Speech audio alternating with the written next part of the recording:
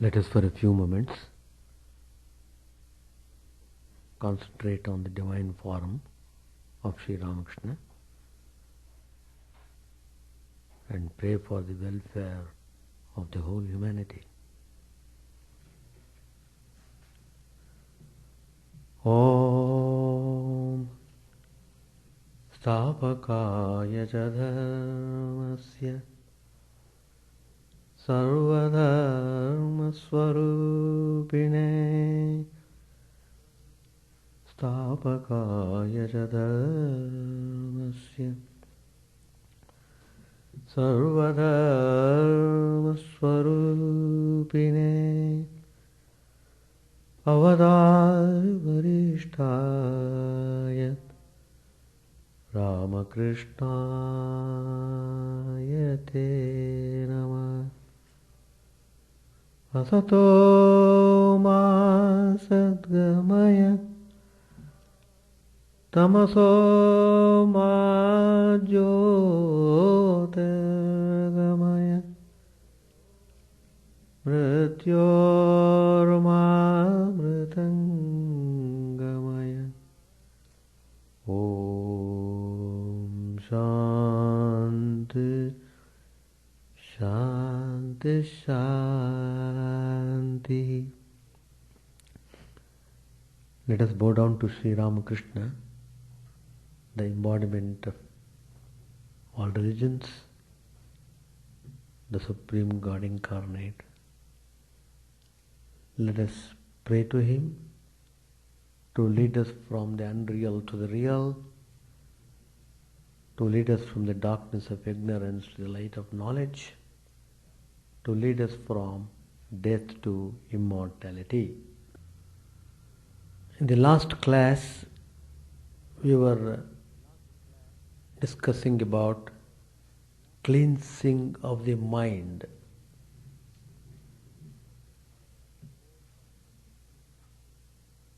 The whole purpose of religion is how do you cleanse your mind so that you can go without any obstruction towards God. So, cleansing of mind is most important, and one has to give utmost importance for cleansing the mind. There are many methods of cleansing the mind. In Jnana Yoga, the path of knowledge, how the mind is cleansed. It is done by discriminating about the system in which we are living.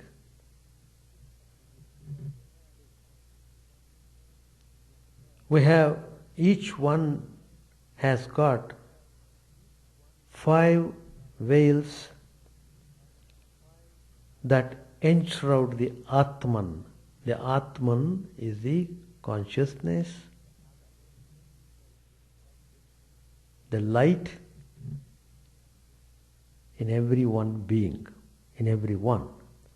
So, we have to experience that. We have to get into that divine light, which is Atman, the spirit, whatever name you may give, that is the truth. So, how to go towards Atman? That's the question. Now, if you take the example of a human form, whether man or woman, 5 sheets are there covering the Atman. The first one is gross body, which is dependent on external food. We take food every day and nourish the body. And this body is the sheath. And you have to convince yourself that you are not the body. You are living in the body. Body is separate. You are separate. That means the Atman is encased in the body. So, when you sit for concentration and meditation, you should feel that you are not this body, so that you must divert your mind to the reality, not to be bothered about the body. That is, you should not be conscious of the body when you are thinking about the reality. The next sheath is Pranamaya Kosha. That is the vital sheath. We are able to live in this body because of our constant breathing. And the air that is inhaled inside, it functions in different ways. It is used to remove all the impurities of the body. It is used to vitalize, to strengthen the function of the organs. In so many ways, the air that we inhale works in our system. If a person breathes properly,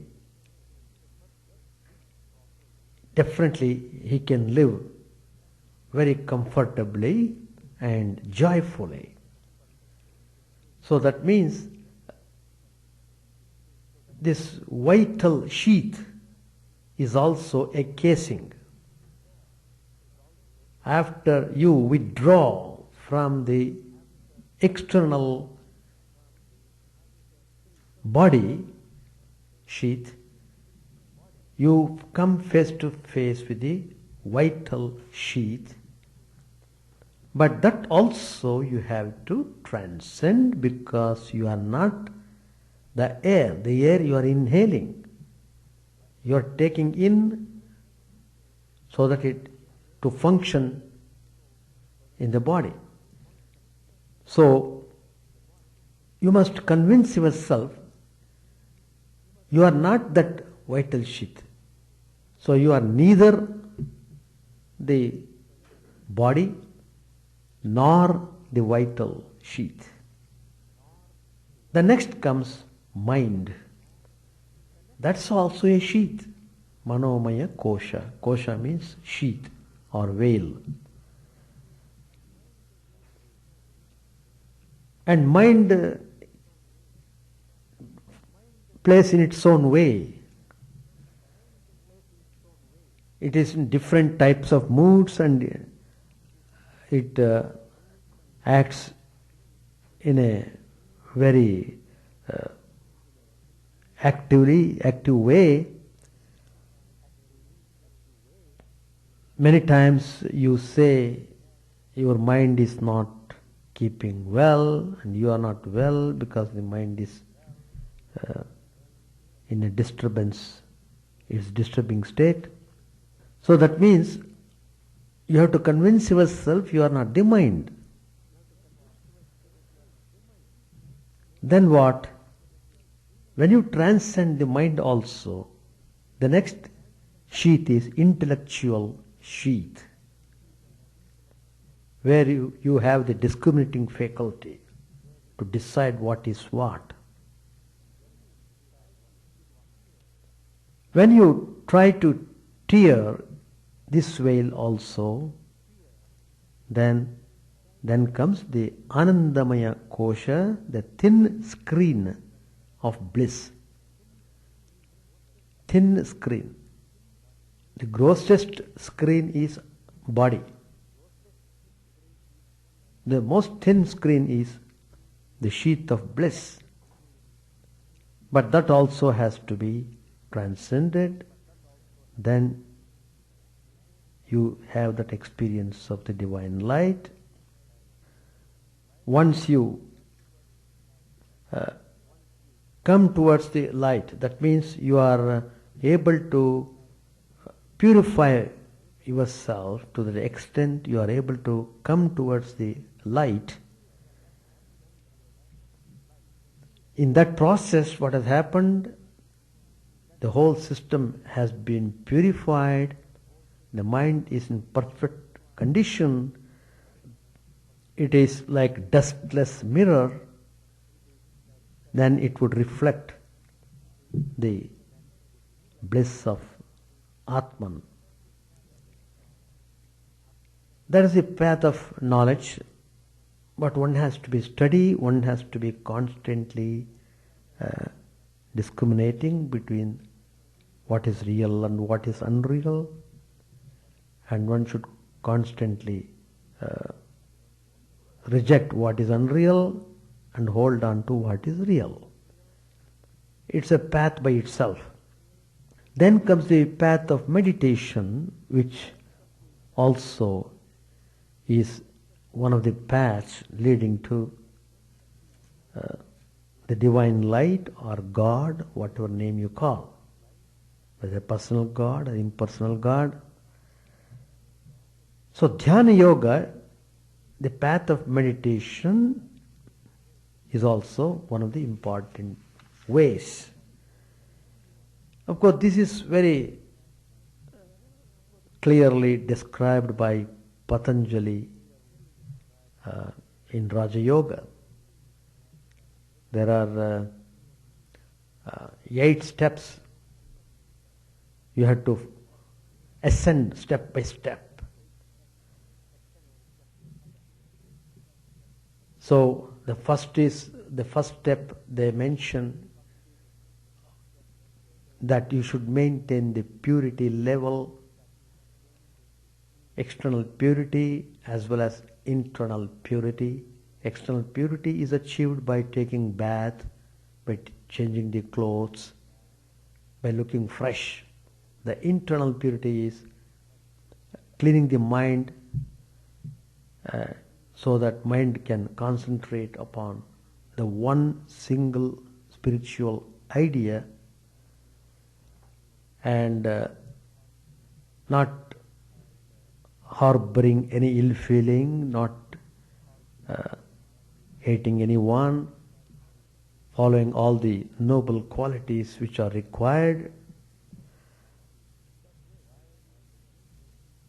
In that way, you can maintain the purity of the mind. So, you have to be well established in that character. If you want to have the result in spiritual life, you have to be thoroughly purified, externally, internally.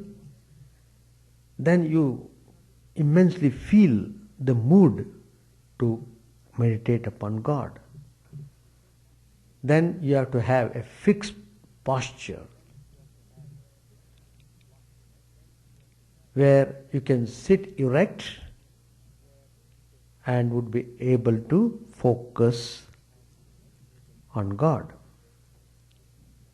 Then comes breath control, that is inhalation and exhalation, pranayama we call. It is suggested simple pranayama, that is in order to keep rhythmic breathing. Simple pranayama one should do so that you can breathe comfortably in a very rhythmic way, so that the thoughts also reorganized in a proper way. Then comes the another step, that is the nature of the mind is once you try to fix the mind on a particular thought, after a while it runs away. Suddenly it goes away somewhere. So immediately you must bring it back. What I am doing? My mind is running away. My mind is thinking something else. So immediately you have to bring back. If you are watchful about the mind, then after a while the mind stops wandering and you will be able to fix the mind. So you have to be well established in not allowing the mind to run away to other things. You have to command your mind. Well, I am sitting here to do meditation. Now I must think of God. I don't want to think anything else. So you must be very firm in your resolve. You must be very determined. And then you must take control of the mind. Then it would be possible to fix the mind, to focus the mind. So once you are established in focusing the mind properly, following all other disciplines which I just now said, the next step would be concentration. So concentration is possible only when you are able to focus the mind for a while on the object of meditation without any cross interference. That means at that point of time, your whole being is focused on the object of meditation. It is focused on the divine light or divine form of God, and you are not thinking of anything else. When you are able to sit that way for a particular period of time, it's called concentration. And then next step comes. When you are well established in concentration, it leads to meditation. That means you are, because of the power of concentration, you are able to visualize the form, the divine form on which you are concentrating upon, and then you would be able to absorb yourself totally in that divine form. You don't want to distract yourself, you don't want anything else but to be with God. So you are very joyful in that state. So that means when you are meditating upon, you are not only visualizing the divine form, but the divine idea, the spiritual idea which led you towards God, that is maintained continuously. You are constantly having that spiritual idea in the mind and visualizing God. So that is called meditation.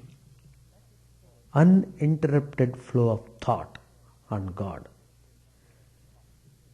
Once that is done, when you are well established in meditation, then it leads to final step.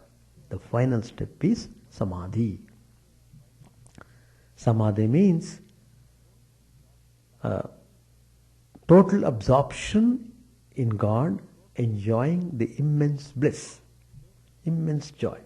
Once you reach that state of samadhi, you have achieved the goal. Then everything is revealed.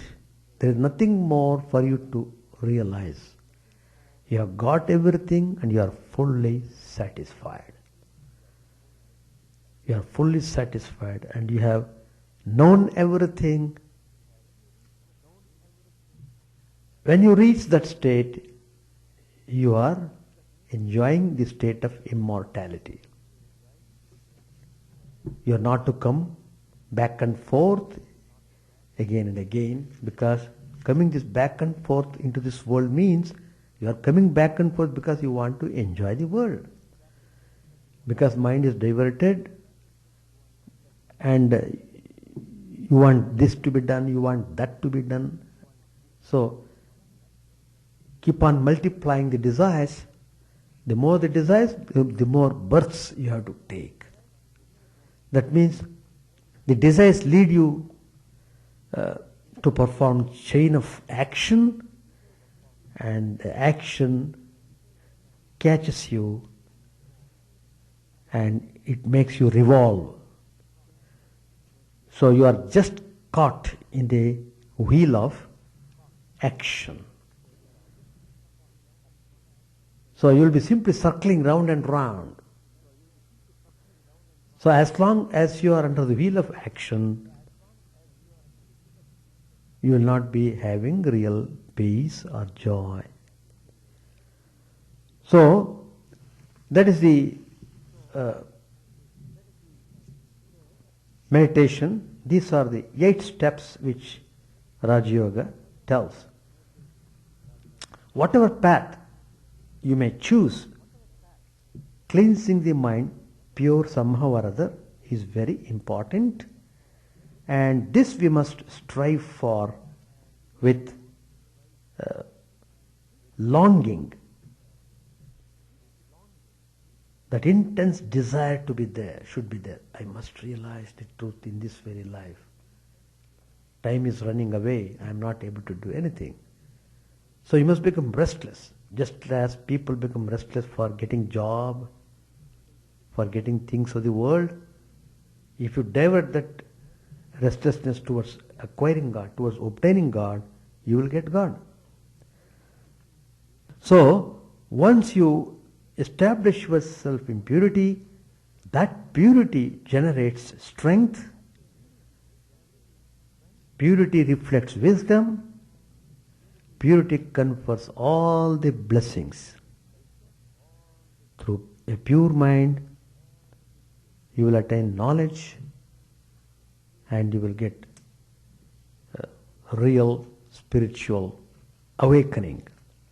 Once you are spiritually awakened, you are always peaceful. So that concludes my topic which I was discussing in the last class, cleansing of the mind. Today I will take up another topic which is also very important for us to know. We need to know certain things in order to practice spirituality. Knowing is important. You are trying to know in order to practice it. It is not simply an academic interest. It is with practical interest you are trying to know. It is not for simply intellectual understanding. It is for practical application. You are understanding many things essential for spiritual life. Now, because we are all in one way or other engaged in action, which is called karma. Karma means action. No one in this world is without action. Everyone does action. But then action binds you if you do it in one way. It gives you freedom if you do it in another way. So I am just trying to take up this very interesting topic of karma yoga. That means how you are able to attain God through action. Sri Ramakrishna said in the Gospel, union with God through work is called karma yoga. Karma means action, the action which leads you towards getting you the vision of God is called karma yoga. Now, it is not very easy because karma generally binds you. But what type of karma that takes you towards God? It is the karma when you do it without attachment, then it leads you towards God. So, the aim of karma yoga is to fix one's mind on God by means of work. If a person performs worship, japa, and other forms of devotion, surrendering the result to God, it is called the practice of karma yoga. Anything you associate with God transforms itself into yoga. So connecting the action with God is important. So attachment of God alone is the aim of karma yoga.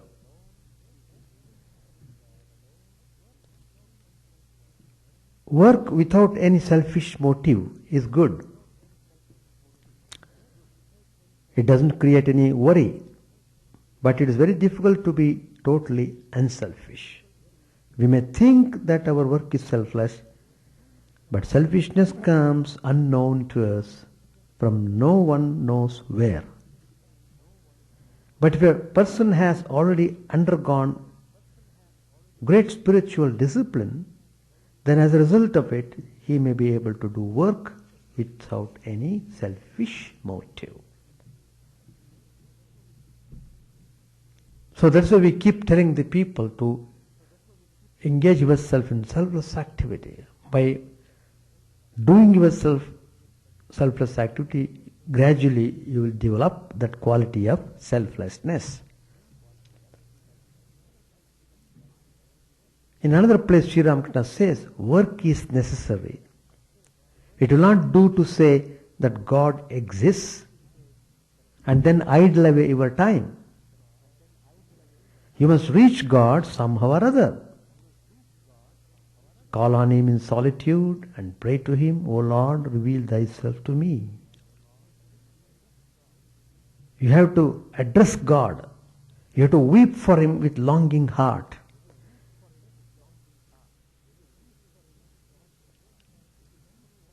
But generally what people do, they roam about in search of lust and gold.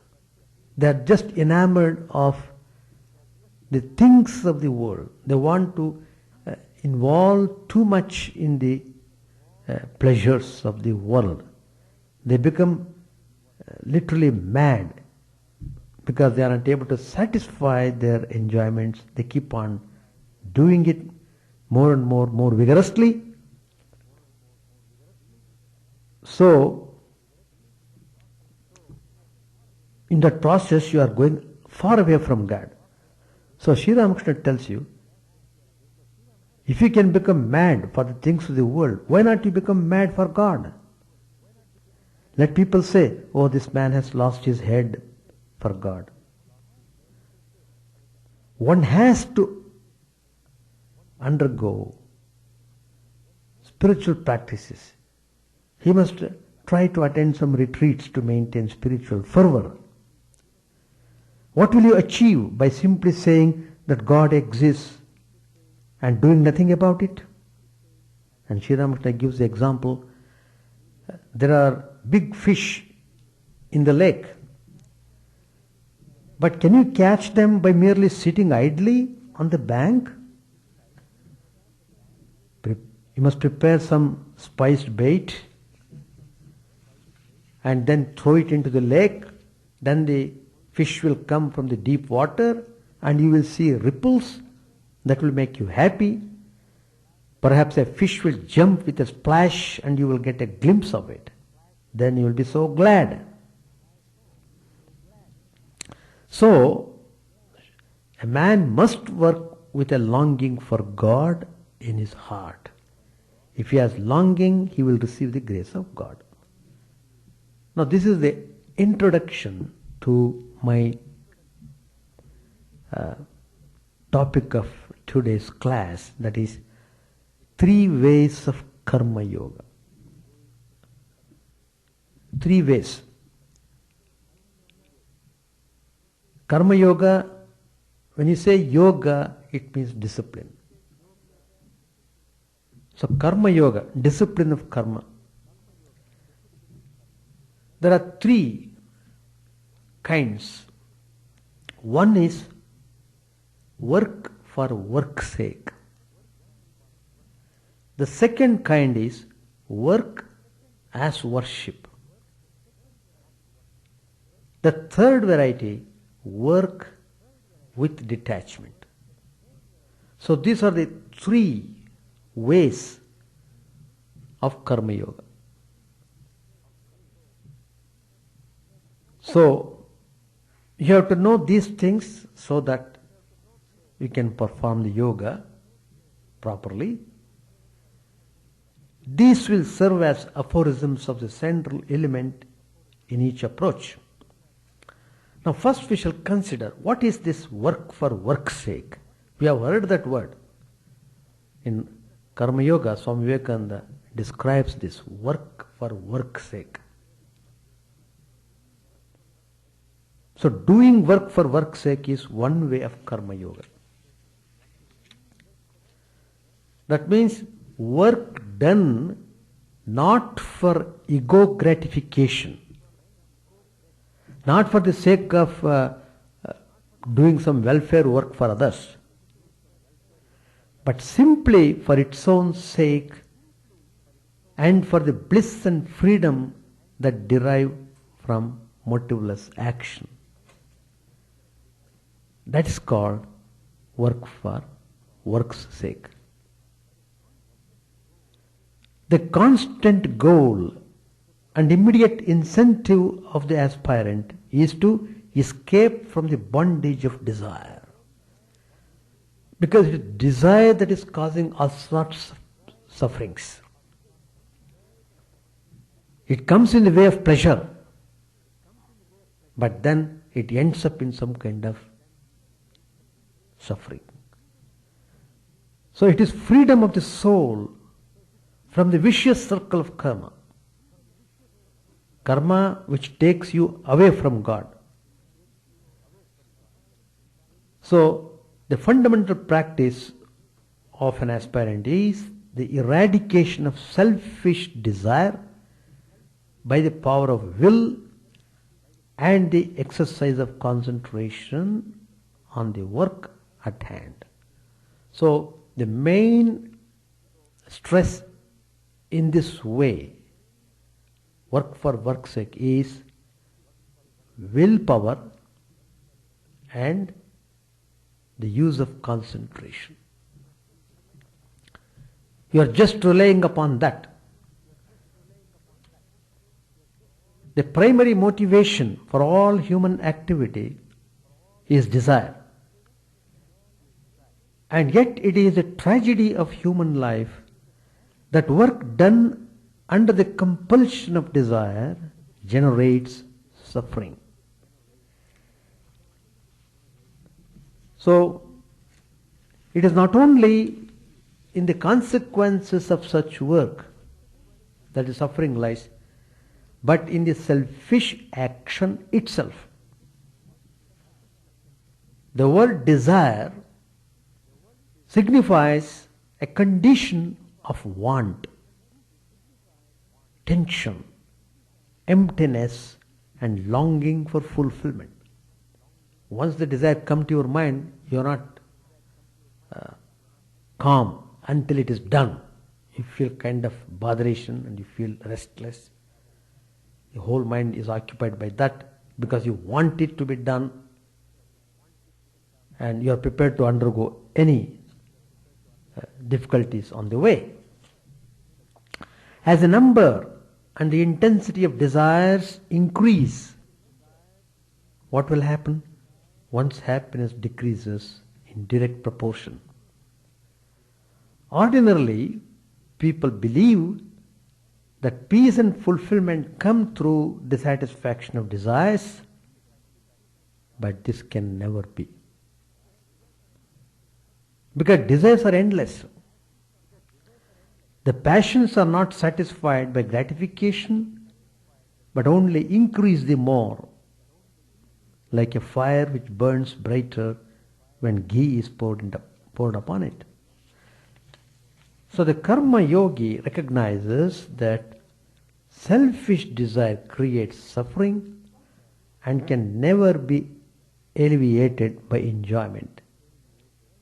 So he resolves to give up that type of action once and for all. So work for work's sake refers to those activities done without desire for the results. How does one go about doing such work? What's the method of practice? The first injunction is avoid situations which create, awaken or foster the growth of selfish wants. We have to constantly avoid being motivated by personal inclination, desire or passion. All this requires an effort of will. So, that a very important point, how you strengthen your will and use it in the perform of action without desire. Let us continue this in the next class. Page 616. Ishan was seated touching Sri Ramakrishna's feet and listening to his words. Now and then he cast a glance at the basalt image of Kali in the shrine. In the light of the lamp she appeared to be smiling. It was as if the living deity manifesting herself through the image was delighted to hear the Master's words, holy as the words of the Vedas. Ishan, pointing to the image, he said, those words from your sacred lips have really come from there. He is pointing out to Sri Ramakrishna. Sri Ramakrishna said, I am the machine and she is the operator. I am the house and she is the indweller. I am the chariot and she is the charioteer. I move as she moves me. I speak as she speaks through me. In the Kali Yuga, one does not hear the voice of God, it is said, except through the mouth of a child or a madman or some such person. A man cannot be a guru. Everything happens by the will of God. Heinous sins, the sins of many births and accumulated ignorance all disappear in the twinkling of an eye through the grace of God. When light enters a room that has been kept dark 1,000 years, does it remove the 1,000 years darkness little by little or instantly? Of course, at the mere touch of light, all the darkness disappears. What can a man do? He may speak many words, but after all is said and done, everything rests with God. The lawyer says, I have said all that can be said, now the verdict rests with the judge. Brahman is actionless. When it is engaged in creation, preservation and dissolution, it is called the primal power, Adya Shakti. This power must be propitiated. Don't you know that it is so written in the Chandi? It's a spiritual text. The gods first sang a hymn to the Adya Shakti in order to propitiate her. Only then did Hari wake up from his yoga sleep? Ishan said, yes, sir. Brahma and the other gods sang this hymn at the time of the death of the demons Madhu and Kaitaba. Swaha, Vashat and Swadha art thou. Thou the inner self of the mantra. Thou the nectar of immortality. O everlasting one, eternal and unutterable art thou. And yet thou art manifest in the three matras and the half matra. O goddess, thou art Savitri, thou art the ultimate mother. All things have their support in thee, by whom this universe was made. O goddess, thou sustainest all, and all by thee is devoured. Thou it is that we call the Creator when thou createst the world, O embodiment of creation. Thou it is that we call the Preserver when thou preservest it. Thou it is that we call the Destroyer when thou destroyest it. Master said, yes, but you must assimilate that. The Master rose. He mounted the platform in front of the shrine and saluted the mother, touching the ground with his forehead. The devotees quickly gathered around him and fell at his feet. They all begged his grace. He descended from the platform and started towards his room, conversing with Yam. We shall stop here. Whatever yoga one may practice, one should do it steadily, willingly. It is possible to practice any yoga provided you have set the mind in that direction. Setting the mind is important. So one has to take several steps to see that the mind is set on some spiritual practice. Whatever practice you may follow, it's all right, but you have to practice it. You have to do it, that's all. So coming to Sri Ramakrishna, you understand spirituality in practicality, not simply for talking, to be practiced. Do something and see the effect of that. That's the beauty of spiritual life. Any questions to ask? You are welcome to ask any question. Do you have any question? Or we shall stop. Chant the name of the Lord and His glory unceasingly, that the mirror of the heart may be wiped clean and quenched that mighty forest fire, worldly lust, raging furiously within. O name, stream down in moonlight on the lotus heart, opening its curve to knowledge of thyself, O self, drowned deep in the waves of His bliss, tasting His nectar at every step, bathing in His name, that bath for weary souls. Various are thy names, O Lord, in each and every name thy power resides. No times are set, no rites are needful for chanting of thy name. So vast is thy mercy, how huge then is my wretchedness, who find in this empty life and heart no devotion to thy name. O my mind, be humbler than a blade of grass. Be patient and forbearing like a tree. Take no honor to thyself, give honor to all. Chant unceasingly the name of the Lord. O Lord and soul of the universe, mine is no prayer for wealth or retinue, the playthings of lust or the toys of fame. As many times as I may be reborn, grant me, O Lord, a steadfast love for thee. A drowning man in this world's fearful ocean is thy servant, O sweet one. In thy mercy, consider him as dust beneath thy feet. Oh, how I long for that day when an instant separation from thee, O Lord, will be as 1,000 years, and my heart burns away with its desire, and the world without thee is a heartless void. Prostrate at thy feet let me be in unwavering devotion, neither imploring the embrace of thine arms, nor bewailing the withdrawal of thy presence, though it tears my soul asunder. O thou who stealest the hearts of thy devotees, do with me what thou wilt, but thou art my heart's beloved, thou and thou alone. O Lord, lead us from the unreal to the real, lead us from darkness to light, and lead us from death to immortality.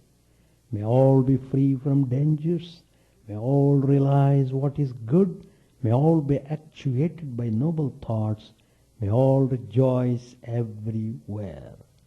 May all be happy, may all be free from disease, may all realize what is good, may none be subject to misery. May the wicked become virtuous, may the virtuous attain tranquility, may the tranquil be free from bonds, may the freed make others free. May good betide all people, may the sovereign righteously rule the earth, may all beings ever attain what is good, may the worlds be prosperous and happy. May the clouds pour rain in time, may the earth be blessed with crops, may all countries be freed from calamity, may holy men live without fear. May the Lord, the destroyer of sins, the presiding deity of all sacred works, be satisfied. For he being pleased, the whole universe becomes pleased. He being satisfied, the whole universe feels satisfied.